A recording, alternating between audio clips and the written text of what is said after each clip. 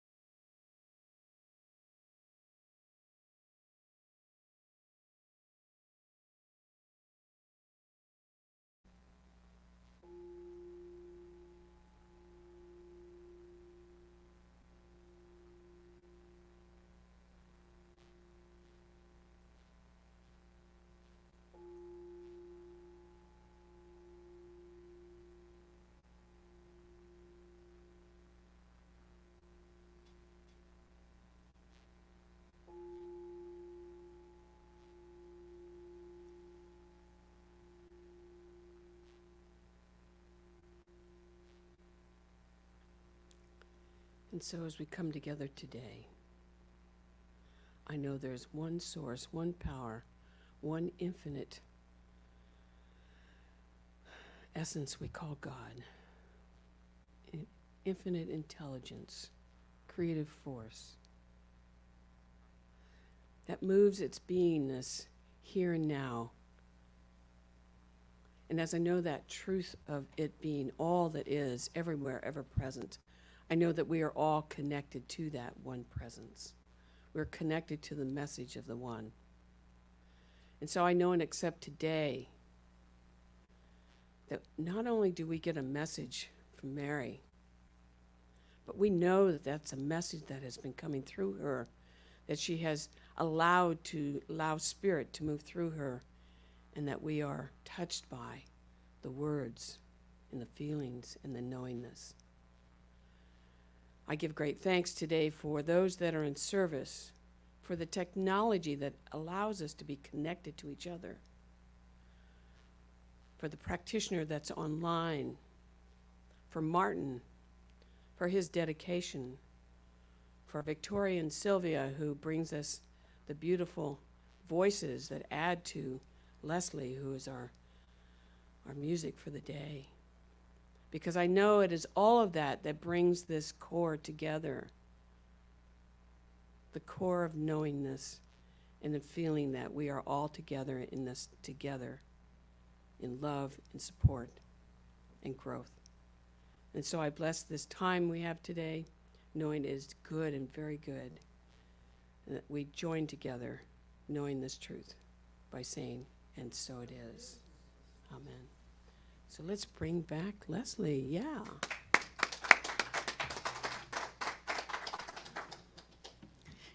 Good morning. Before I sing this song, I do have to say a few words about it. Have you ever heard a song that you thought would be the perfect New Thought song, but there were a few words in there that didn't quite match the philosophy? Well, this is one of those songs. It's a metaphorical song. And it's interesting you mentioned Disney, because it happens to be a Disney song from a Disney movie. But so I'd like to try and experiment.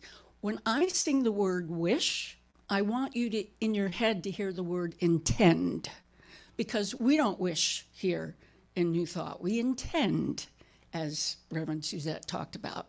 So I'm going to use the word wish because intend doesn't fit. It's 2 syllables, too long. So I'll sing wish. You hear in your head intend, and then the other word is fate. When I sing fate, you hear spirit in your head, okay? And then it's the perfect song, perfect New Thought song. So, and please, feel free to sing along with me. It's Disney. You know Disney songs.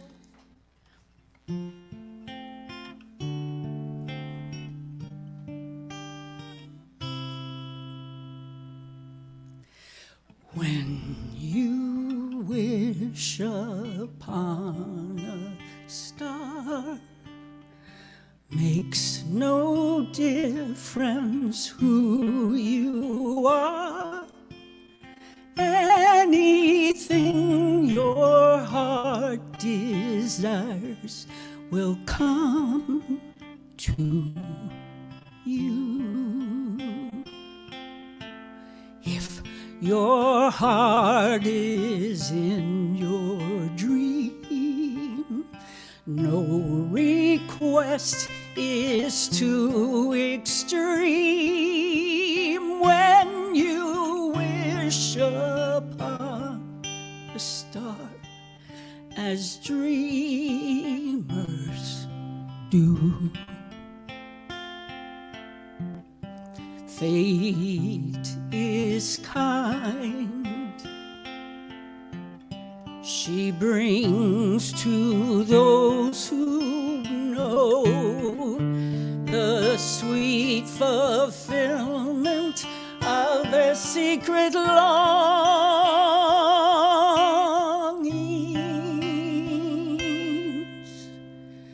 Like a bolt out from the blue, fate steps in and sees you through. when you wish upon a star, your dreams come true. Fate is kind. She brings to those who love the sweet fulfillment of their sacred longings.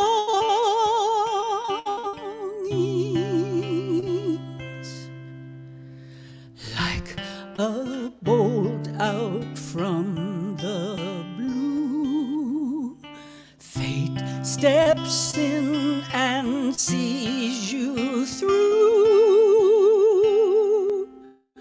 When you wish upon a star, your dreams come true.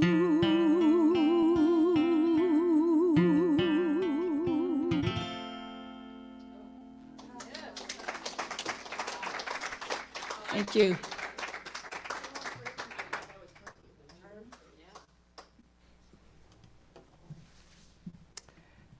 So pretty.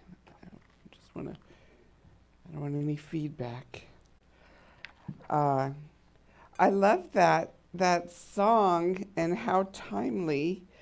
Have any of you heard of the Leonid meteor showers? Yeah, so they're going on right now, and they peaked Wednesday night to Thursday morning and Thursday night to Friday morning. And I thought I was, going to go out Friday night, because they're going on like all month.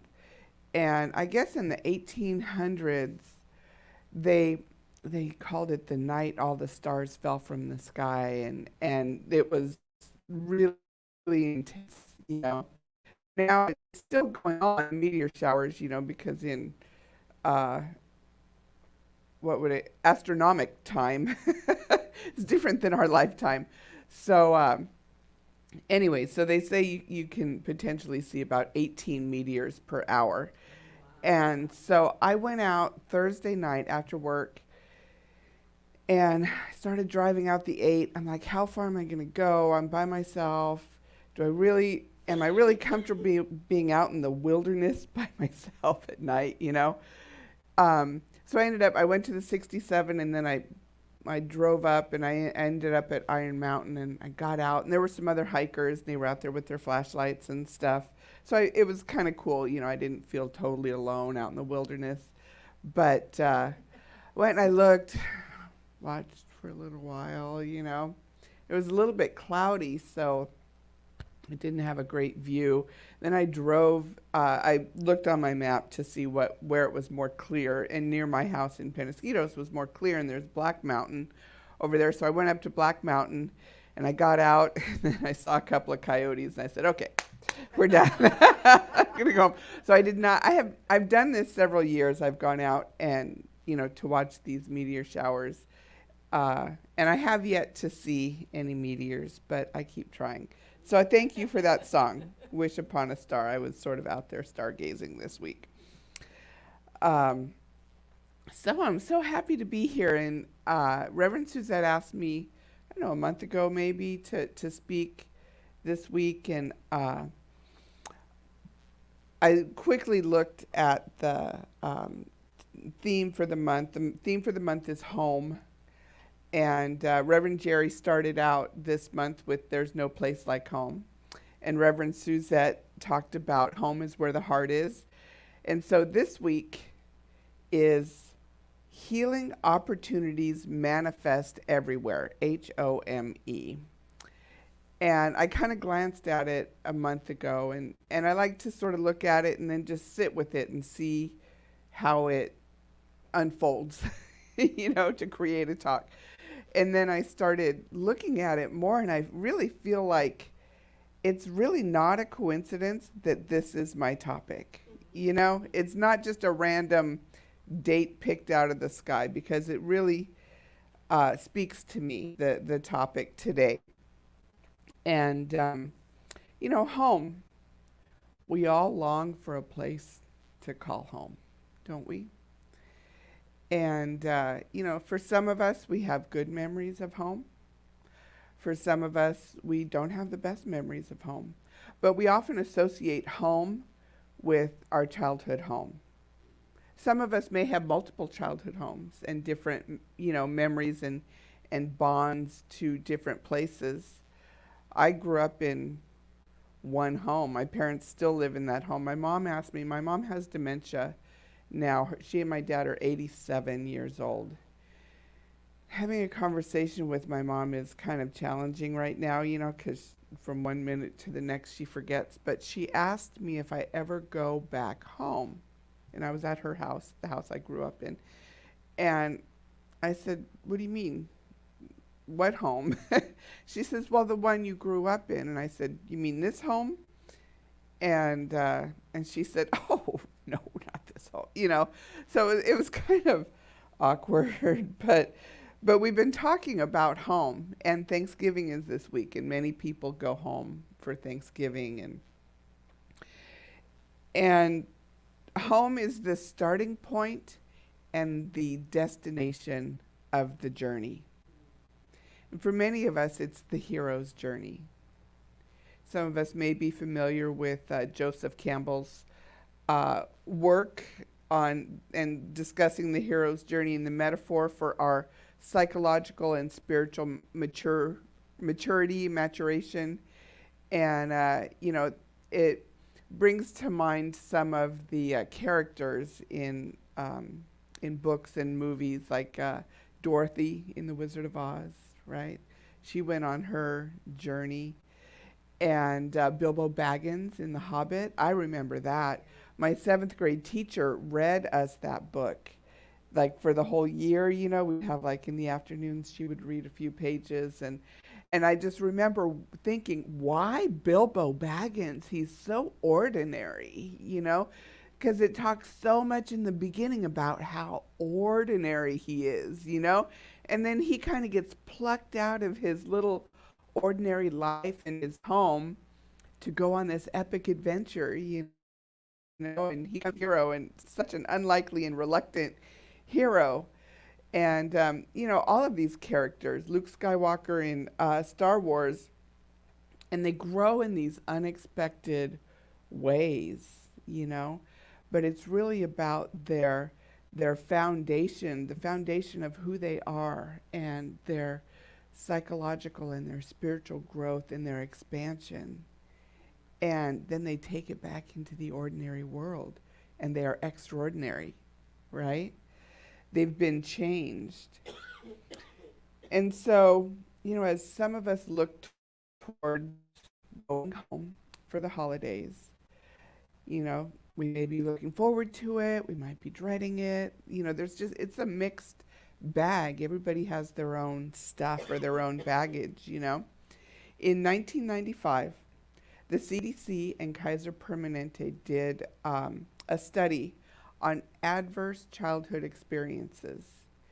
And they surveyed 17,000 members, Kaiser Permanente members, in San Diego. And there are 3 categories of the questionnaire: abuse, neglect, and household dysfunction. And they're pretty intense questions, but there were 10 questions, and each yes question got 1 point. And out of the 17,000 respondents, only about a third, 5,000, 5,100 respondents answered 0. So that means that 2/3 of the people who took this survey experienced adverse childhood experiences. And what they were looking for is they wanted to see the link between the scores and adverse childhood experiences and the outcomes in adulthood. Laura should know about all this, right? And I think if Marinelle is with us, she would know also. And 3 or more negative outcomes, or more than 3 negative outcomes, appear to have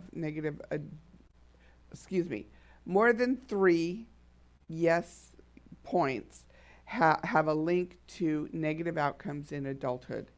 And that is obesity, mental illness, incarceration, alcoholism and other addiction, as well as many chronic illnesses like heart disease and diabetes and cancer and high blood pressure and those types of things. So there's been a lot of research since then about how that happened, how we got here, what the population is, that has these adverse childhood experiences, and what can we do about it, right? Martin, will you play the video, please? So this video is called Step Inside the Circle.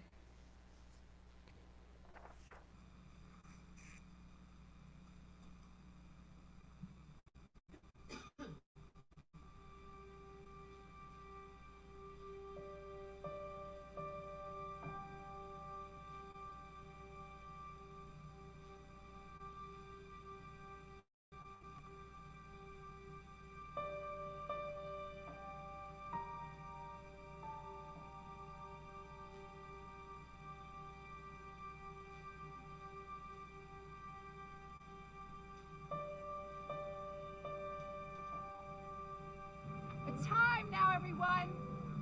We're going to do the Compassion Trauma Circle. Is everyone ready to face their past with compassion? Is that a yes? While you were growing up, during your first 18 years of life, if a parent or other adult in the household often or very often would swear at you, insult you, put you down, or humiliate you, step inside the circle. If a parent or other adult in the household often or very often pushed, grabbed, slapped, or threw something at you, step inside the circle. If a parent or other adult in the household often or very often ever hit you so hard that you had marks or were injured, step inside the circle. If you often felt that no one in your family loved you or thought you were important or special, step inside the circle. If your family lived in extreme poverty, step inside the circle. Step inside the circle. Step inside the circle. Step inside the circle.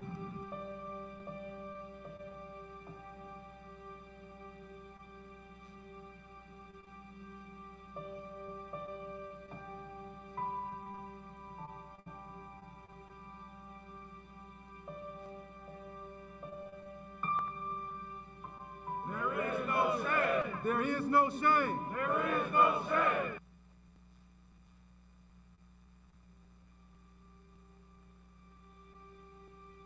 Several times, and it's making me feel emotional right now. And many of you know that I work with men and women in jail and in prison.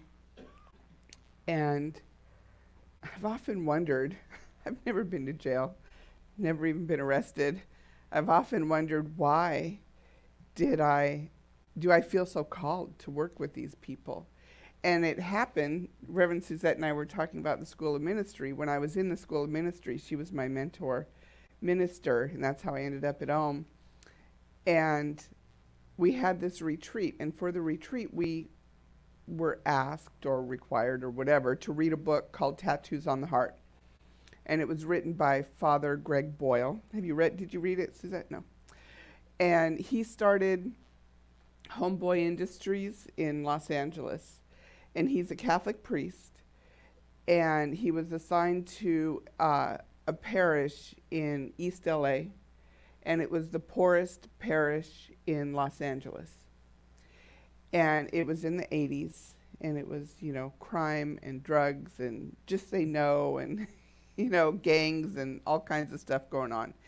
And he said, what do the people in this parish need? What kind of support do they need? And what he realized is many of the young men needed jobs. So he went out into the community and tried to get businesses to hire these guys. They're out of jail, they're in gangs, they have a lot of high ACEs, adverse childhood experiences, right? And nobody wanted to hire them.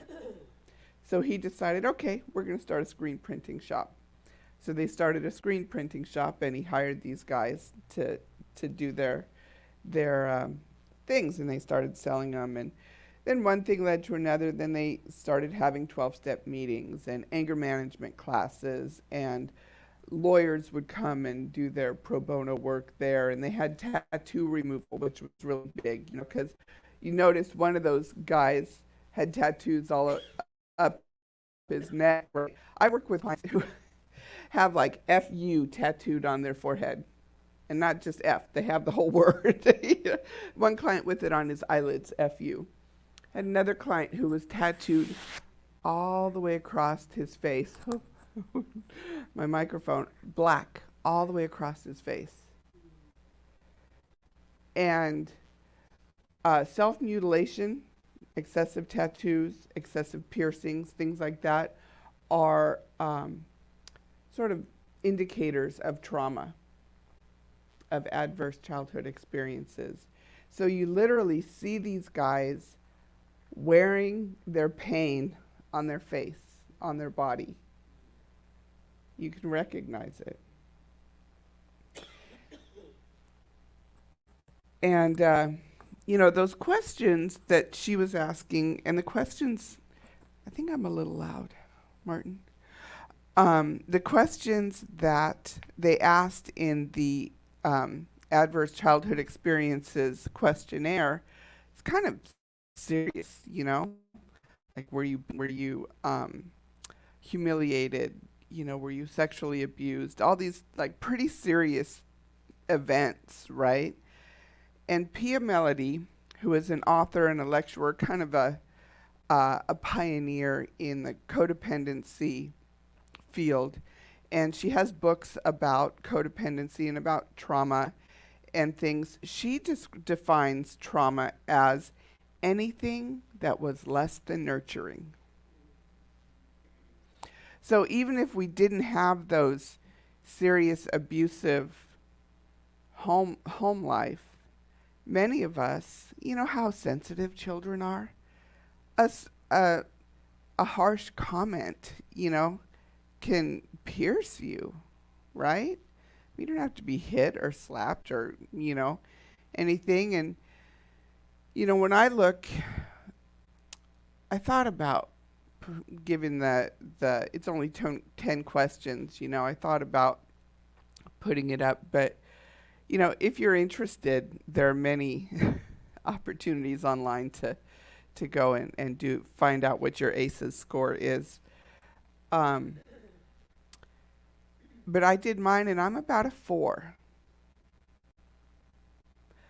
And as many of you know, I have addiction in my past. I was very fortunate to find recovery early in my young adult life, and so I've been sober for a long time, and I've done a lot of work. I'm a practitioner. We do a lot of inner work with that. In 12-step program, I did a lot of inner work, and I'm actually back in therapy now, doing some more, peeling more layers of the onion, And so many of us have trauma to varying degrees, whether we score high on the ACEs test or survey, or we just have less than nurturing experiences.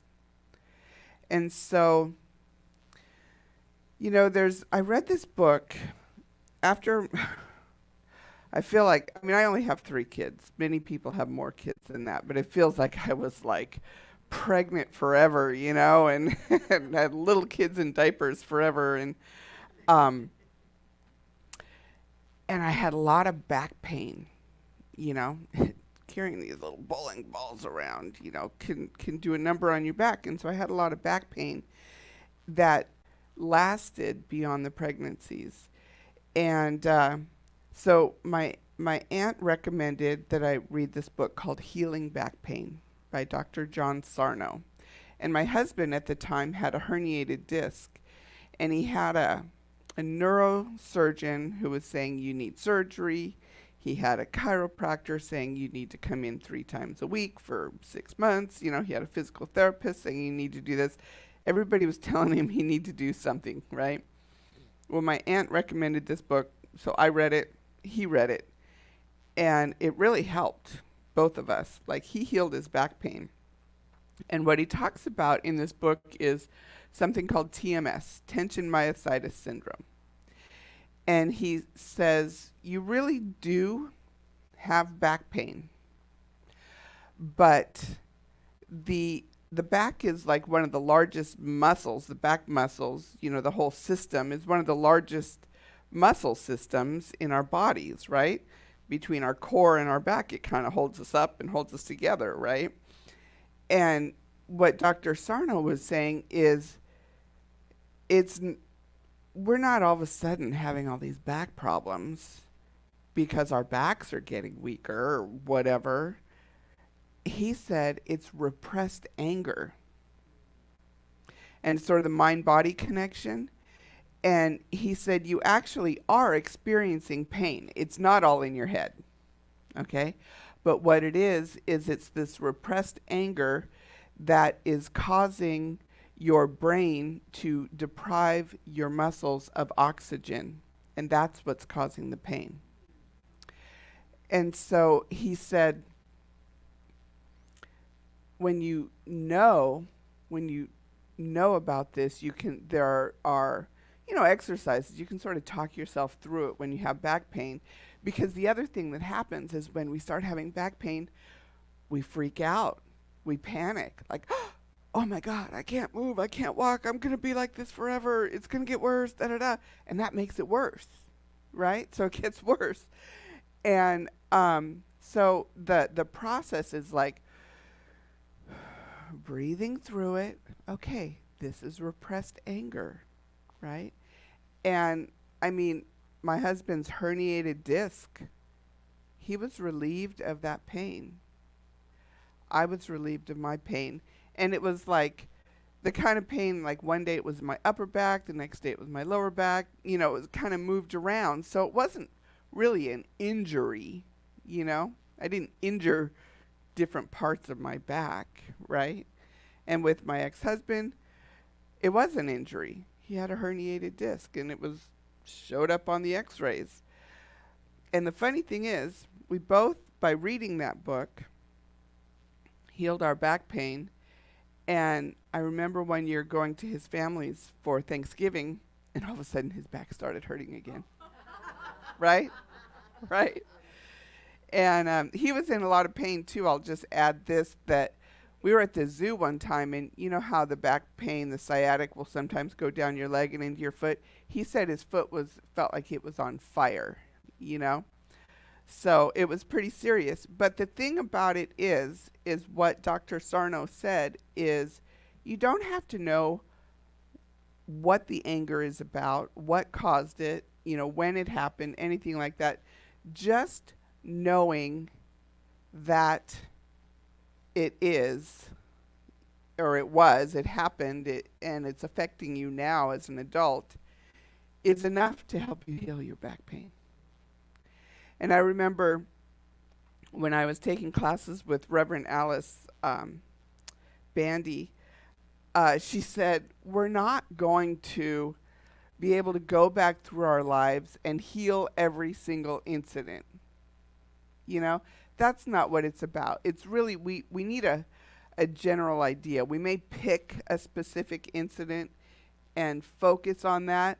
And as we do that, a bunch of the other stuff gets healed.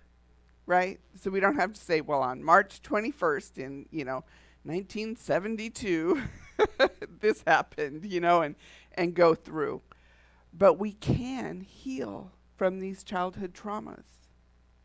We can. And many people do. So for me, I told you that I scored a 4. What does that mean? Like, what's the highest 10. 10 is the highest.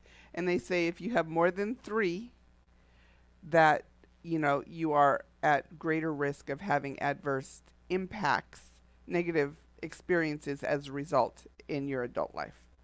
The high blood pressure, the addiction, incarceration, that list, mental illness, that list that I went over. So when I look at some of mine, and the way they ask the questions, some of my childhood experiences, my personal ones, were not perpetrated by my parents. But I had sexual abuse. I had alcoholism. I was bullied as a child. I was neglected, Like there are a number of things, experiences that were in my childhood. And then I did experience an addiction issue. And like I said, I got sober pretty young. I was 23 when I got sober. And, but the impact of childhood trauma can be lifelong. And some people never recover. Some people are never fortunate enough to heal. And if they don't, they stay suffering. They continue to suffer, and they continue to live their lives as victims. And a lot of my clients that I work with in the jails are stuck in that cycle, And I am so grateful that, I'm old enough to remember that when most of us are probably old enough to remember when 3 strikes was voted in California. And, it was like, lock them up, just get rid of them. And a lot of them are like drug users, petty theft, stuff like that. And they're just locking them up, And now I'm really grateful because I am part of a movement and a shift in the criminal justice system and in our local government and state government, where we're moving more towards healing, trying to help these people heal because of the research that has been done, right? And so for people to heal, it takes 2 things. One is social connections. Like Dorothy. Dorothy was able to find her way through this adventure with the social connections, the friendships that she made with the Scarecrow and the Tin Man and the Lion, right? And the other is a faith. And most of us who overcome adverse experiences like that, we believe that we live in a friendly universe, right? There is some kind of faith in something greater than ourselves that anchors us and helps pull us up and out of that situation. So, Carl Jung coined the term wounded healer to describe the archetype of those who transcend hardship and suffering and use their wisdom and understanding to help others. So wounded healers, Oprah, right? Or a social worker who is helping people, make connections in the community or helping them through their trauma, or the alcoholic addict who is, working with others. And a lot of the people that I work with, my coworkers, have experience in prison, even though I'm like the little soccer mom coming in there, hi, I can help you. But, so they are working, they're giving back, and it's good because they can connect in a way that others can't. They connect with these clients in a way that others can't, but because of their lived experience, right? But to become a healer, one must address their own demons. And I don't know if it originated with Reverend Guy. It might have originated with Kathy Hearn, but my minister in Fallbrook, Reverend Guy Williams, said, you can only take people as far as you have gone yourself. So you have to do your own work.